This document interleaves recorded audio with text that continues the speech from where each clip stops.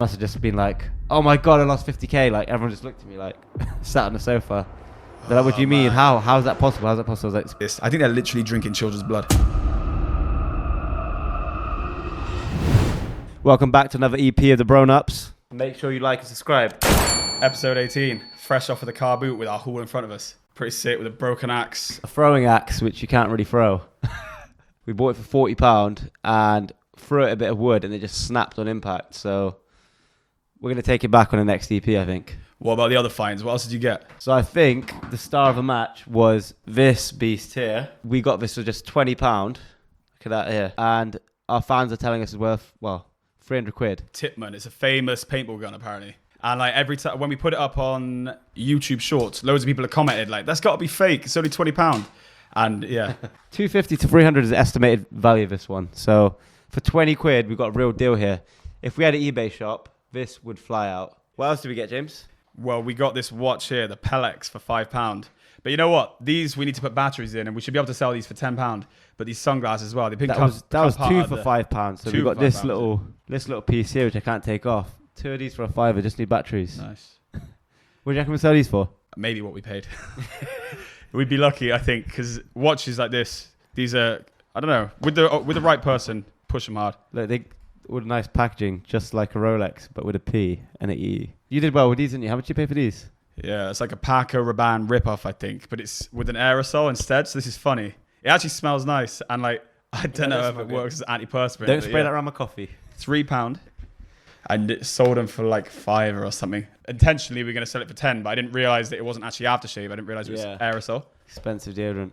Yeah, expensive. Well, these glasses are the star of the show, aren't they? Part of the costume now. They cost like £2, and they suit everyone, don't they? Anyone who tries them on buys them pretty much. If you could get a customer in and stick them on their face, they'll buy them. Yeah. I know you did that quite well, didn't you?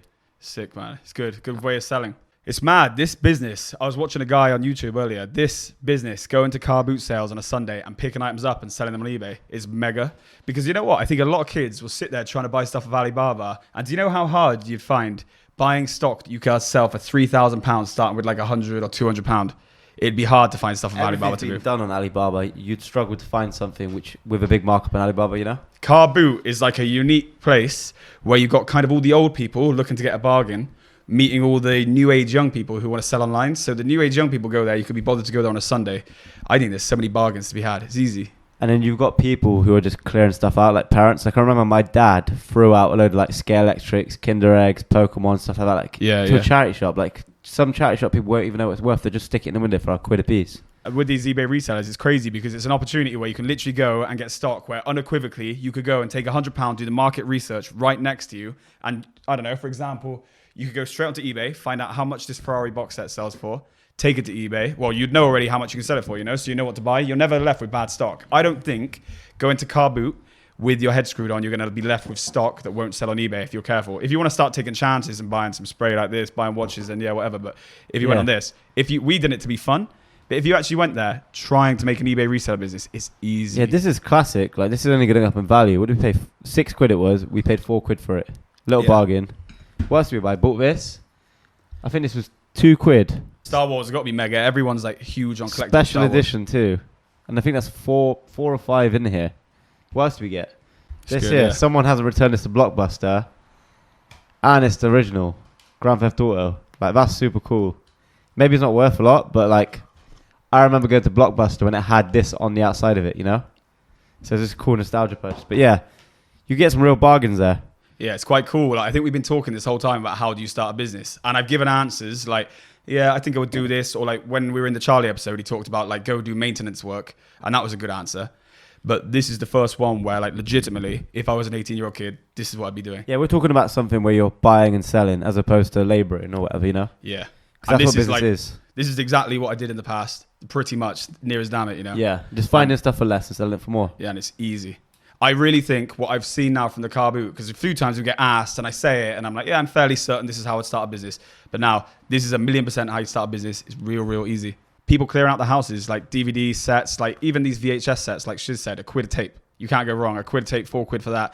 To the right person. You just have to have two people who are interested in Ferrari. Start bidding that.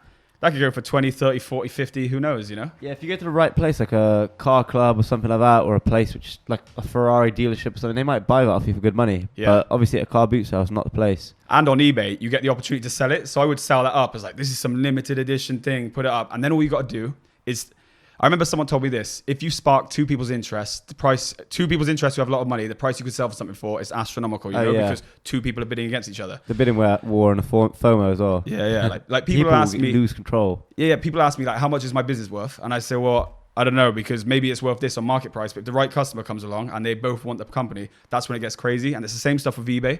If you put your all into like doing the listings and shit, and you get two people bidding against the same thing, the Star Wars set, look, it even says special edition on the side. I'd be hammering down on that. How many Star Wars fans are in the country? All you got to do is entice two people who are going to bid off of each other, and that thing that you bought for £2 or £3 can sell for 40, 50. Yeah. I saw some of these people are literally buying things for £2 or £3 and selling it for 50. Yeah, this could be real common, but the way you market it, like special edition, found this in a car boot sale.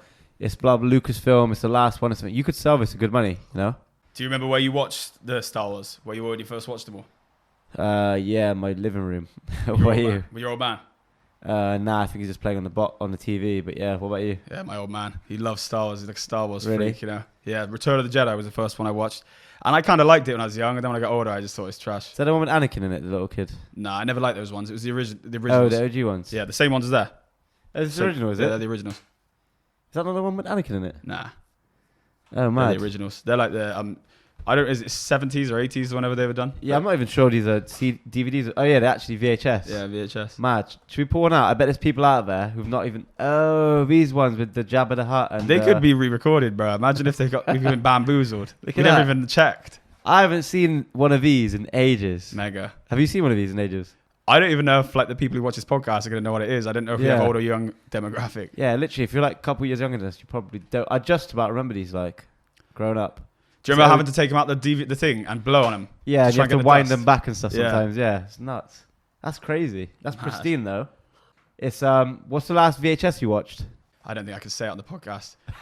Back when I was a teenager doing stupid stuff. I reckon the last VHS I ever watched, it would have been a pirate VHS, because when the DVDs were coming out, the last things that I was still watching on VHS was Pirates from the pub from my granddad. What about you? I don't even remember where you even got pirate VHS from. They're so bulky. Imagine selling these on the street and having to run off. Car boot sale. CDs and DVDs, you could put them in those little thin cases. They used to buy from the Sunday market or on holiday. You used to see loads of pirates, didn't you? This axe we got from a Doomsday stand. And we were trying to sell it on our stand, and we didn't get lucky. And we came back, and our guest Sammy threw it. And I guess his throw was so powerful, it blew and the thing fell off. Yeah, so we bought a machete with it. I think I got the pair for 65, and we sold the machete for 40. This guy told us it would stop a monster, and we just threw it at a door, axe throwing, and the handle fell off. I remember you asked him, you're like, would this stop someone coming at me? He's like, yeah, sure.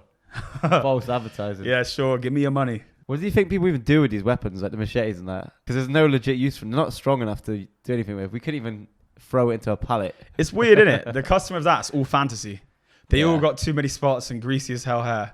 And they're the same people. They probably waved the sword around in their room, you know? There's something about owning that as a guy is fun.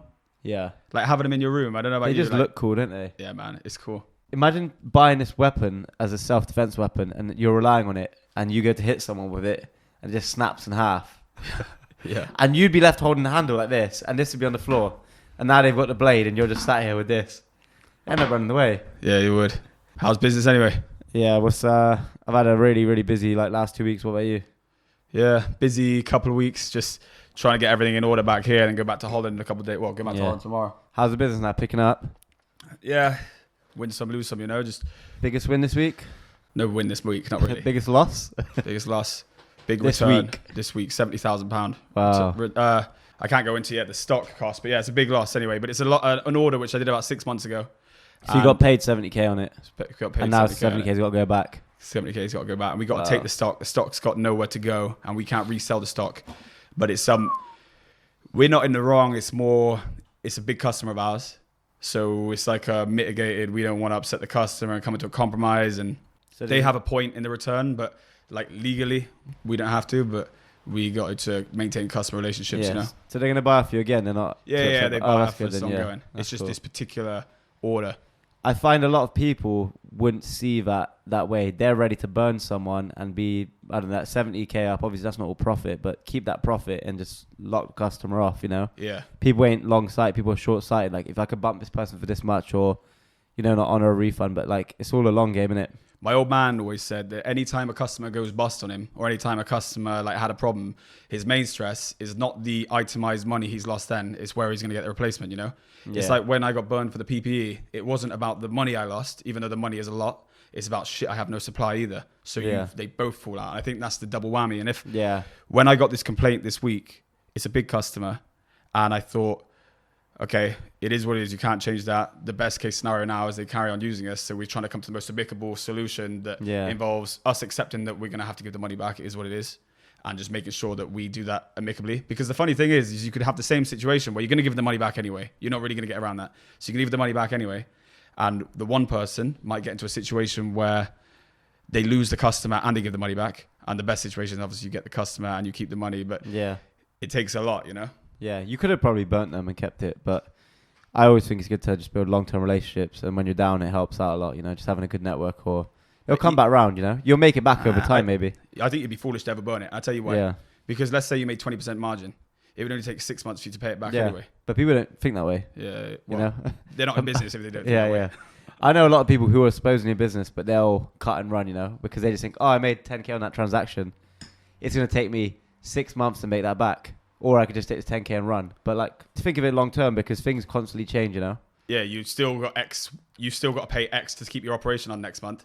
Yeah. So if they were giving you 10 grand a month in GP, so now where are you going to find it from? And then you get stuff like referral customers from these people. The guy at this company might be like, oh, I know someone who works in this company, our rival company, or I've moved to this company now. I know a good guy. For sure. Customers always right. And like, I think a lot of people forget that these days, you know? Yeah. People are just too happy to just, you know, they don't want a headache. Oh, I've got to get my stock back. I don't want to return money. People have a hard time refunding money to people, don't they? Even like face to face, like if someone's wrong about something, they do not want to pull money out of their own pocket, you know?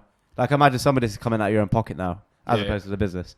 People will not do that. Well, the business is my pocket, isn't it? Yeah. Because I own the business money is my business. But I mean, obviously it's paid you already, hasn't it, if it's 6 months ago? Oh, yeah, I mean? So it's going back into the business now. Yeah. Which for some people would be a very hard pill to swallow, you know? Do you know what I realize? You get two types of people and they view cash differently. So you either view cash like it's stock and it's a supply. And I never beat myself up if I've got too much stock or too little stock. You just understand that your job is to keep the stock spinning. So the cash is just an extension of like your stock holding in the office. So when I got to give money back, even if it's from my cash reserves, which is a bastard, giving them the money, the refund, it's still just, that's part of business. You need to have cash to spin it around. That is your stock. It's the same thing that you keep spinning to make more of. And I think you can't be too salty about giving it back because it flows, isn't it? Like cash flow is a word for your own cash, but cash should flow anyway. It should go in, out, and out of your hand to the next person, out and back. So it's only doing its job. The only time you ever get stuck is when the money leaves your bank, and during the time it's left your bank, you've run out of cash and your cash is up. But other than that, it's a blood, and just like anything, it should be pumping the blood in and out, you know? So I must have saw it.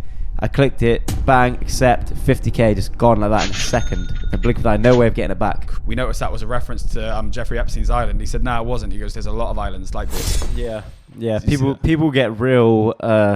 They fight a fool and his money is what's the saying? A fool and his money is easily parted, but people are like the opposite, you know. They want to hold on to it. They'll hold on to it to the bitter end. Yeah, you know? Yeah, man. And I think those people always struggle because they can never build a long-term relationship. Like, oh, we've got a disagreement.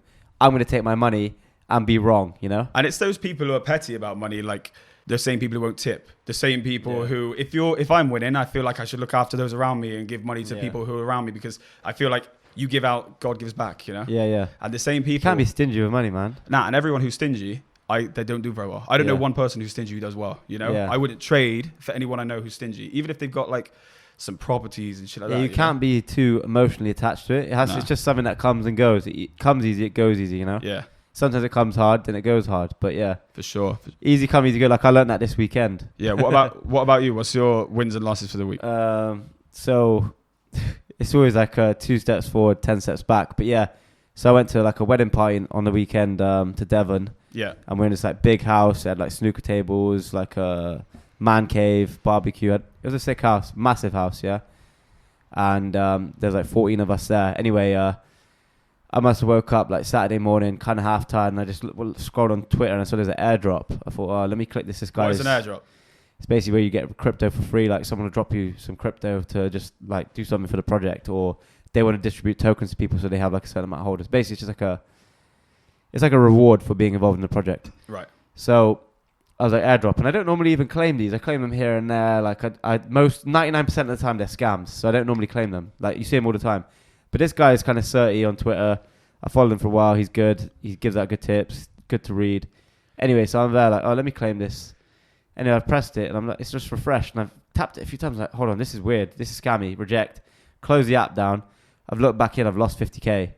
Literally, like that Pepe. Whoa, that Pepe token they took another token called Planet. They took like a 40k in actual dollars that I just had sat there in the wallet. And I was like, ah. And I must have just been like, oh my God, I lost 50k. Like everyone just looked at me like, sat on the sofa. They're like, what do you mean? How is that possible? How's that possible? I was like, it's crypto. Like anything's possible. So talk us through how that actually works then, from like the step of losing it, how you got enticed. Like, well, I got enticed because this has never happened to me in 5 years, mine. This was probably because I was half asleep. I got my other friend who lost about 30k as well. And he's like, I lost it all before I even had a coffee in the morning. And that's like what half it was. I was half asleep. I was just clicking it. And basically what they do is like a bit of script and it just sends it out to your wallet. But you can't really tell it's sending it till after.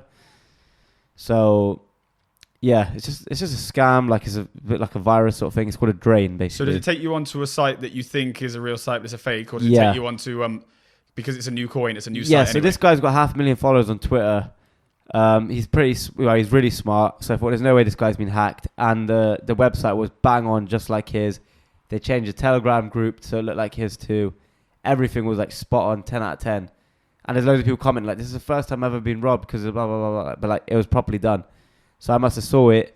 I clicked it, bang, accept, 50k, just gone like that in a second. In the blink of an eye, no way of getting it back. Crazy, bro. Nuts, savage. And where do you reckon it went? Well, I traced it on chain analysis. Some of it was converted, some of it was bridged across to other chains. Some of it ended up on like a gambling site. And there's about, I think in total, there's about 400k taken in like, I don't know, less than an hour from just different people. Like I saw the comments, like, I lost 20k, I lost 4k. Loads of people lost money. And that guy get custody of his account back now? He just about got it back yesterday. So he's like, so this is the mad part, right? He signed up for Twitter blue tick. And after 10 days of doing that, he gets hacked from a SIM swap. You know what SIM swap is, right? No.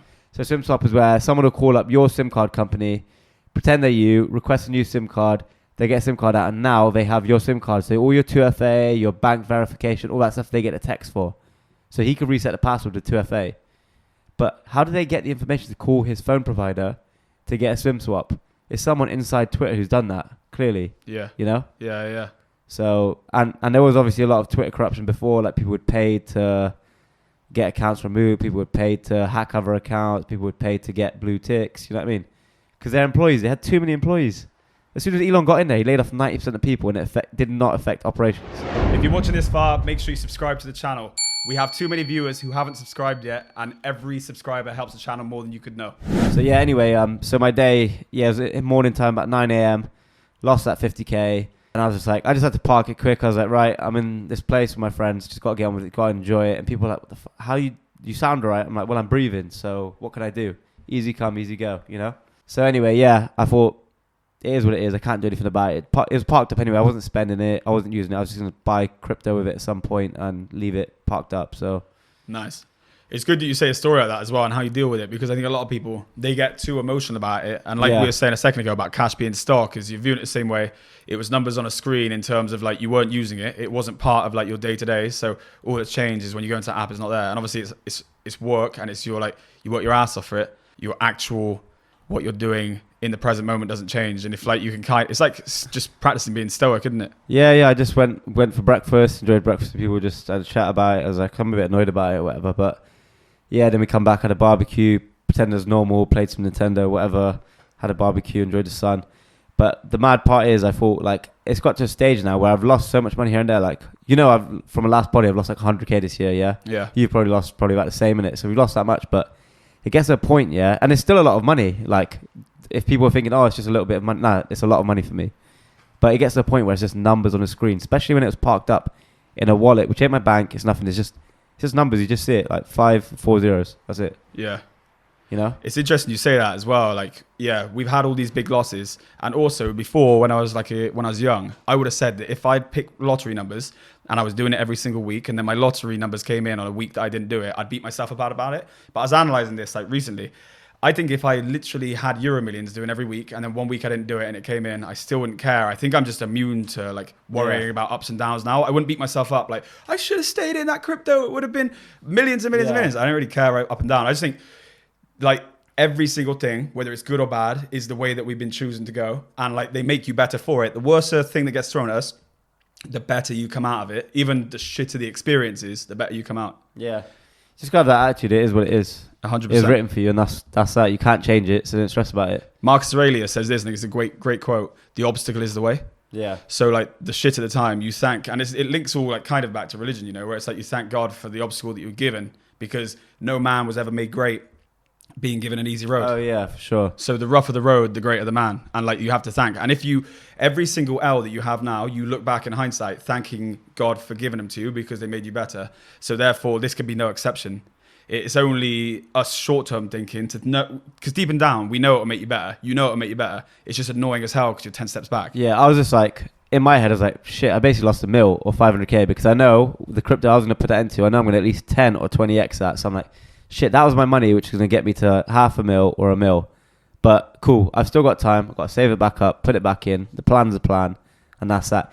You can't get put off. You can't give up. Like people were like, when I told my other friend, he's like, you need to get out of that crypto crap, man. It's just always dodgy. Like the whole thing's just a sewer, it's a cesspit. People constantly scamming you, stealing money. Just like, it was like, nah. If I give up now, how am I going to make money? You know?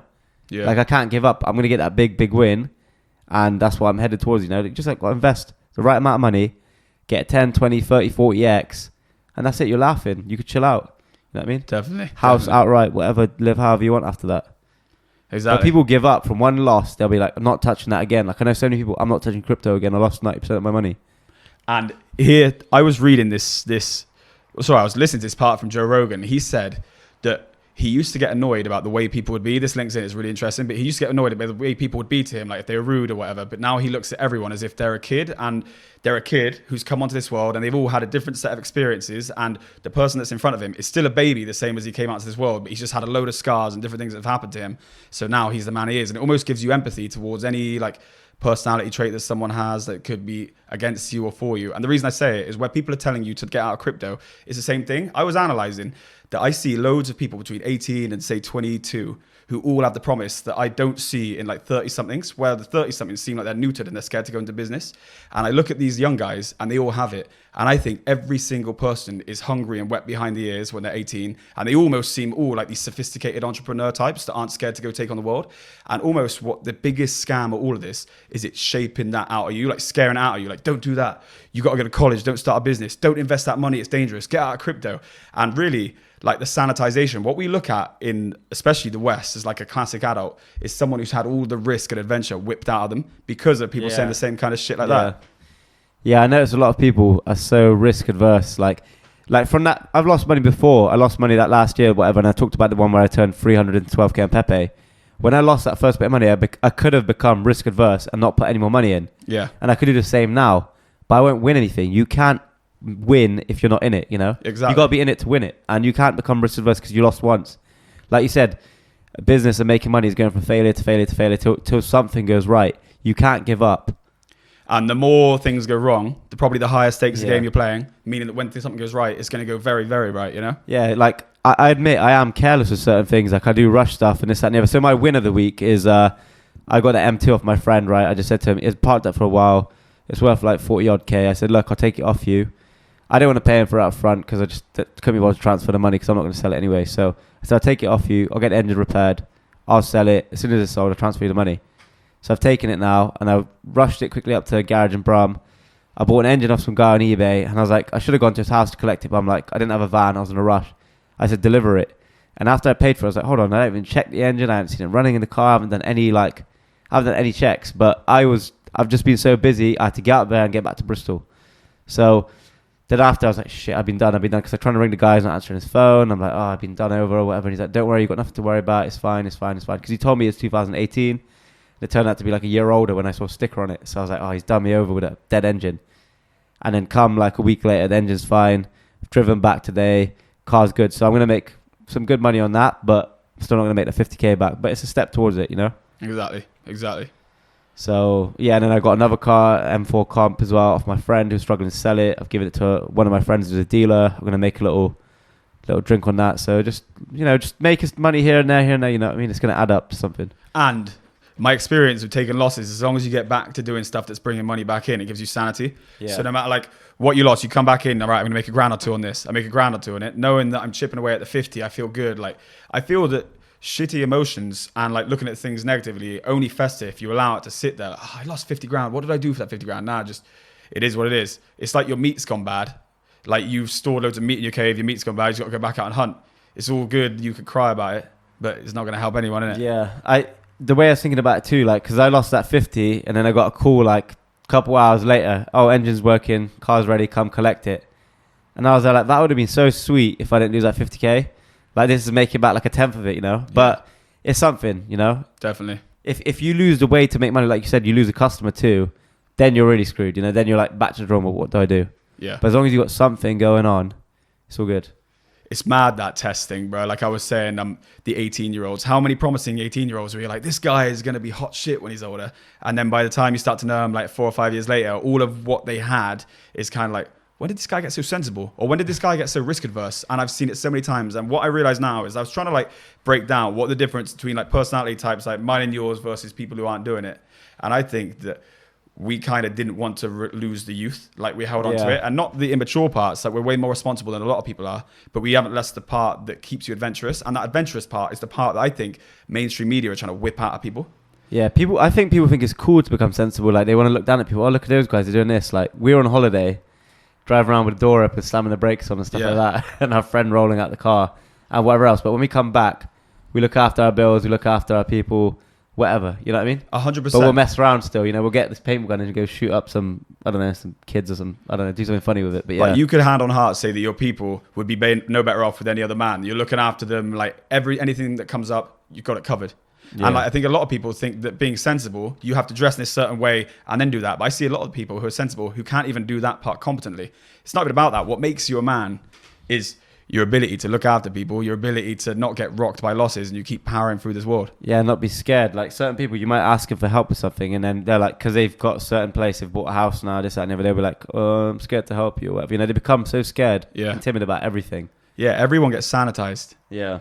And I think like knowing that, it kind of helps you hold on to what's good. Like, you know, when people say that stuff about the crypto, like, oh yeah, you shouldn't get back into crypto, like you got to get away from that. Like, that's actually the programming. It's not even like programming that's necessarily even put into them. It's a program that keeps you away from taking risk. And eventually, like do you know that thing where, have you ever heard an old person say like, oh, I used to be like that, wasn't afraid of anything. Like, bruh, you need to stay that way. Yeah, for real. And like, you need to keep putting yourselves in situations where you're scared. Otherwise what happens is as we get older, we're never ever scared, you know? Yeah. Like we're doing things like we never run. We never run at full pace. Oh yeah, so we never sleep out in the cold. I think if you ran at full pace after the age of 30, you're like 10% of the population. It's mad, isn't it? As soon as I heard that, when I go on my runs to the gym now, I'll try and do at least like a couple of sprints between lampposts, you know, like as if you were getting chased and you were running for your life. Yeah. Because how else are you going to exercise that? Yeah, sometimes I'll jump over like a drain or something. Yeah. And it's just because you're like still a kid, but other people are like, oh, look at that guy, he's jumping around. Yeah, like me and you the other day, we were down throwing rocks. We went down to like the little river and stuff. I think it's fun. Like, yeah, people won't do that. They're like, oh, look at those guys throwing rocks. They need to grow up. Like, what do you mean? And then they'll go on a Saturday and they'll drown their sorrows and be depressed to each other. Like, bro, I think that's the bad way to grow up. Yeah. I think keeping yourself young and making sure that you're able to take risk and look after your head is the best way you can do. Yeah, for real. Even like, remember in Germany, we were there with scooters screeching around that was so going funny. into underground car park, and that woman's chasing us saying, get out, get out. Or whatever she was saying in German. I assume it was get out. That was a wicked trip. Driving around screeching. Just fun stuff like that, innit? We got videos of it. Remember we went for the mile, and I almost crashed into that woman, but we were whizzing in and out of people with the electric scooters. And stuff like that I find so fun. The screech and brake. Yeah, and we're jumping off those like monuments or whatever. Yeah, man. That's my idea of fun, just doing stuff like that. But some people be like, oh no, look at these guys, they're kids. Yeah, me too. What time are we on, Oz? 34 minutes. Oh, cool. Should we go to like 45 on each episode for us two? I reckon that'd be get the retention up. Yeah. So what do you think about Twitter's new branding? It's mad. So Elon's had the X.com since like PayPal days, like 1998 or something. And he viewed it as an all-encompassing thing where it could look after everything, a bit like WeChat, doesn't he? Yeah, hopefully without like getting ticketed straight away. Yeah, what do you think he's planning on doing? The way I think I see finances going now, I think we'll have a load of currencies and people use their own stuff, and it'll be based on like cryptography on the blockchain. And I think he'll have his own currency, which will probably be backed by a dollar, or it'll be similar to a dollar, and you could just send it to people on Twitter. Like if you want to subscribe, you turn your dollars into it, you'll have credits. It'll be like an arcade where you get credits, I think. And you can send them to your mates and convert them back, convert them into whatever. I was thinking on the drive over here, he has to do that, doesn't he? Because Meta is going to step towards doing that, and he'll get left behind as a social media platform that's not all-encompassing. Yeah, I think Meta already tried to do that, but kind of failed. But I reckon they'll have a second shot at it now. I wonder what they're going to do with Threads, because that's failing right now, isn't it, apparently? Yeah, so they had a mad amount of subscribers, I think. They had 2.2 mil in the first day or something, but people used it a couple of times and they went, there's nothing engaging about it. Nah. And but I saw... There's too much going on as well. It's putting loads of people's tweets in front of you that you didn't ask for. Yeah. You know? And like... Yeah. I made a couple messages on there and then I just locked it off. Yeah, me too. There's just too much going on, too much text. It's not like Twitter. There wasn't anything really interesting. It was just the same people. Like, it would be like Andrew Tate quotes or like whatever. Those guys, all those normal influencers just writing normal stuff they write, you know? Yeah. But... yeah, it's mad. I think, we'll have it all in one app and it'll be like WeChat, but hopefully the government doesn't dock you straight away for fines and stuff because, yeah, that'd be annoying as hell. What, do you reckon he'll be entwined with the government? Nah, I don't think so. But I think he's got to a stage where he's so powerful. Do you know what happens with WeChat, right, in China? Yeah. So, like, if you cross a road, a facial recognition camera will get you, and literally by the time you even cross the other side of the road, they'll take the money out of your account. Like, that's mad. Imagine crazy. You didn't know that, or you're senile and you've just been crossing roads all day, like you're old. You go back home, by the time you're home, your whole bank account's empty from fines. That mad? It's mad, man. I wonder how X plans on doing it.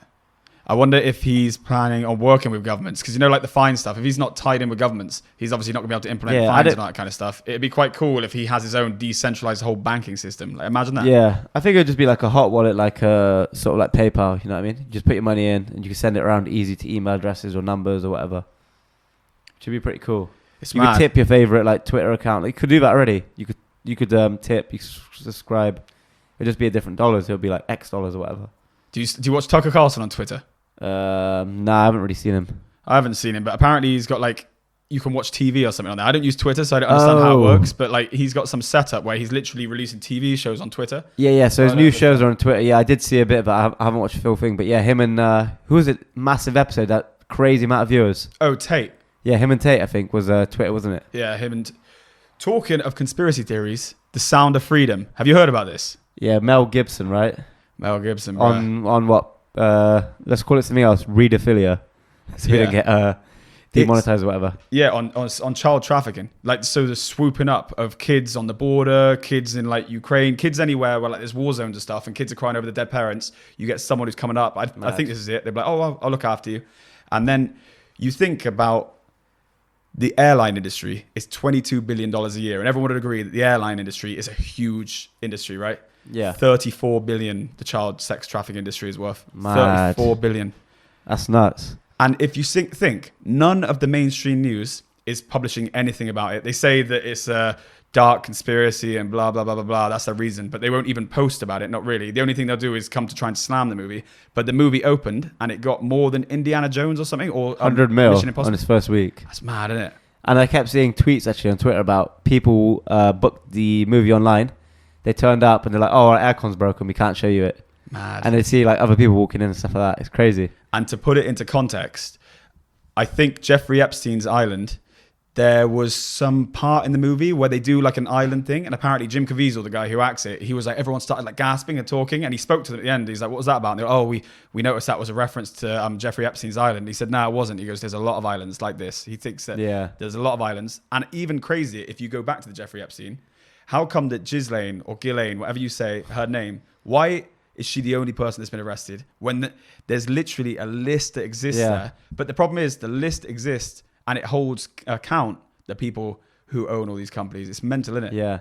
And the guy who owns Victoria's Secret signed over a mansion for 100 mil to someone. He was obviously blackmailed. No one signs over $100 million mansion to a guy they've been friends with for 2 years. Yeah, in New York, signed it over to Epstein. Nuts. It's mental, isn't it? I remember. Do you know the thing as well? I remember telling you about this, the Epstein black book maybe like 5 or 6 years ago. And even at that point, I was like, conspiracy maybe. You know what I mean? And now it's like a fact. Like you got Bill Clinton there, Hillary Clinton. You got like all sorts. I think Adam Sandler's on there. All sorts of celebrities. It's nuts. Bruh, I hate Hollywood now. Yeah. Like, because I think most of them are snakes. I think unless they're the vocal ones, I think you got Mark Wahlberg, seems like a strong Christian. Denzel Washington seems solid. You've got the people who are coming up and saying stuff about Sound of Freedom. I immediately think like, yeah, they're probably good. Yeah. I saw Tom Holland said that he hates Hollywood. He goes, there's something fucking shady about it. Like, I don't like it. I don't fit in. Yeah. Mel Gibson's there in 1990s before he even got cancelled, saying there's some dark people in Hollywood, the kind of people who, when you're out and you see that little farmhouse in the middle of the field and you hear screaming going from it, he said that wouldn't be just too dissimilar to what goes on in real life. That's what he said in the 90s. Yeah, it's mad. And do you remember that weird footage I sent you recently of Brad Pitt and that other guy? Who's that guy? Not Brad Pitt, Angelina Jolie. Oh, Billy Bob Thornton and Angelina Jolie. And she's got like a blood amulet with his blood in it and he's got hers. Like, that's weird. Bro, that's dark. That's mad. And I thought she was a good one because she used to do mad charity. Do you remember? She used to do mad charity, like millions to Africa and this, that, and the other. Yeah. And she's adopted like 3 African kids. And she treats them like pets. Like, she dresses them up as like opposite genders, walks them around and stuff. Like, it's weird. Like, you can't just adopt kids from another country and treat them like pets. They're walking virtue signals. It's horrible, pathetic. man. Horrible.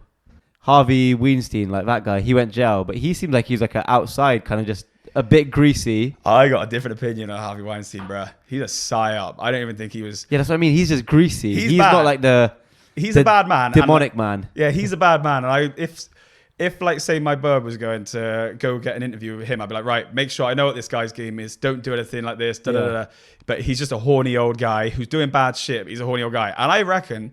I would like to know what other news was going under the press when they were hammering his name through as if he was a demon. I'm not saying he's not a demon. I'm saying he's a bad man, but I'm saying pure evil. Yeah, he wouldn't have gone to jail if he was from an inner circle. You know what I mean? No. Epstein didn't go to jail. You know what I mean? He got like the fancy treatment. I don't think he's even dead. But I reckon he's back in Israel or something, or back on his island. I'm going to say some mad shit, brother. I reckon with Weinstein, I suspect that if he had have been up with all the dark people, like you said, he would have already been nicked. And I suspect that if you look back, he probably did something to piss people off. And then suddenly it went up. I think he was just a scapegoat to take most of it. Because that what he did, is wrong, obviously. But I think that is like common in most industries. Like, oh, you got someone who's in a position of power. You got a female who wants to get higher. Okay, come do this for me and I'll boost you up the ladder. It happens in all aspects of work. Yeah. Every business. He was obviously greasy. He done it way more than he should have. And well, he shouldn't do it at all. Yeah, he shouldn't do it at all. But I mean, he's done it way more than a normal person. He did it like with every movie. He's doing it hundreds of times. Normally, it'll happen like once or twice at work when they've got like a secretary or whatever. But he was doing it day in, day out. You want to be in this movie? You got to do this for me. And then he was just a perfect scapegoat. Like, look how horrible this guy is from Hollywood. You know what I mean? Yeah, just to be clear with this, I'm not saying that anything he did was good. I think he's a piece of shit. Yeah, it's all wrong.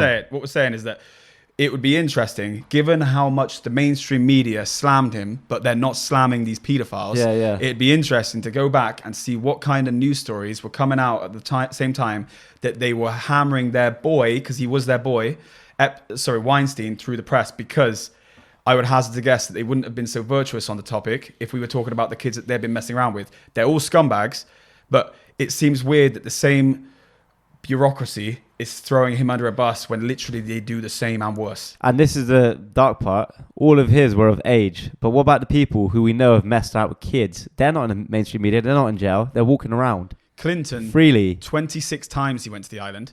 Do you know what? If he went there one time, you could think maybe he went to his mate's island and maybe he saw some things. Maybe he didn't see kids, but he saw a few things that, I don't really like all the debauchery that's going on around here. I'm not coming back. But when you go there 26 times, that's an addiction. You have no excuse. You're going to try and tell me that you don't know what happened at the island and at 26 visits.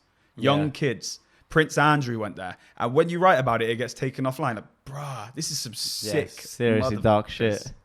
Gross. And they arrest one woman, and because they're all part of the same firm, the media companies, the farmer, 7 families and all the media companies in America. All these so names. Easy to cover up. Yeah, all these names. And what about JP Morgan? They had 18 million emails deleted? Yeah, mad. They also what happened? They got sued or something for enabling Epstein's paedophile trafficking, whatever.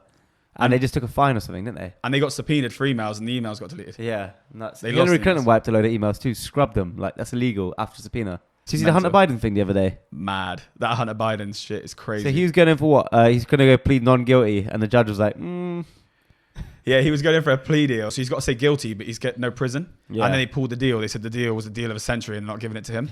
But the judge was someone that Trump appointed. So they're obviously playing all these games, Yeah. trying to get Trump chucked in the slam before the 2024 elections. Yeah. And when Hunter comes up to get his deal, where he was going to get like nulled for all his tax charges and whatever else, they say deal's off the table because it's Trump's boy.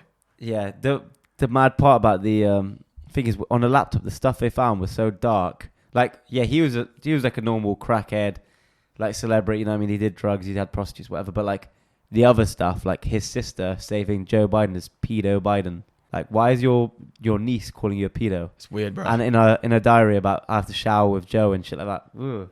I think these people literally play by rules where you've got to unplug from what you think.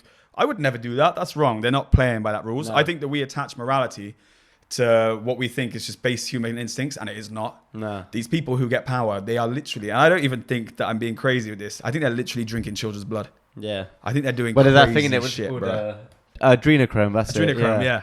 Yeah, and you get loads of people going to loads of people from Europe touring Africa to get it from like African kids because it's easier or whatever. And I There's reckon less laws over there. Nuts. And These- Philippines. these people in Hollywood, the same kind of people that would put blood in a vial and a necklace, are Yeah. messing around with this shit. Crazy, innit? It's a crazy Yeah. world. Like, you wouldn't even know the stuff that goes on behind closed doors. No, you wouldn't. People don't even believe it. People don't. That's the mad part. We are so psyoped and taught that this is like, that's unbelievable. That's a conspiracy. But like, every single conspiracy has become true in the last 10 years. Yeah. It's nuts. There's not one which hasn't, literally. Maybe the lizards thing is a bit far-fetched, but What at about this this? point, even that's believable, you know? What about this Obama with the chef dying in his garden? You see that? Oh, yeah, I saw that. Did you see, there's a picture of Obama with his hands mashed up and a black eye on Is the it? golf course. Is that really? Yeah. So after his chef died, someone took a picture of him on a golf course and he's got his fingers bandaged up and a bruise on his eye. I think Joe Biden's chef died as well, mysteriously. This guy, Obama's chef, died canoeing in the water on his own. That's mental. But how? And he And- can't swim. And Why a would you go house from canoeing? 2 miles away called the 911 call, and all the 911 calls that called in that day, each one has a reason. That didn't have a reason.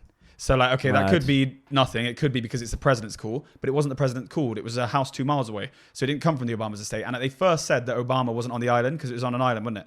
Yeah. They said Obama wasn't on the island. They then came back. The second statement said Obama was on the island, but he wasn't at the property. So which is it? And why would you Nuts. lie in the first place? Why is there one lie? If there's one lie, there's smoke. And if there's smoke, there's a fire. It's scary shit because Obama comes across as like the nicest guy, the family guy. He came from like humble roots. He's trying to change the world. And he's had like a fisticuff with his chef over some stupid, I don't know what it was over, obviously. And his chef must know everything about him. He's had him for what, 20 years or something? Yeah. This guy's lived in his house. He must know some dark shit.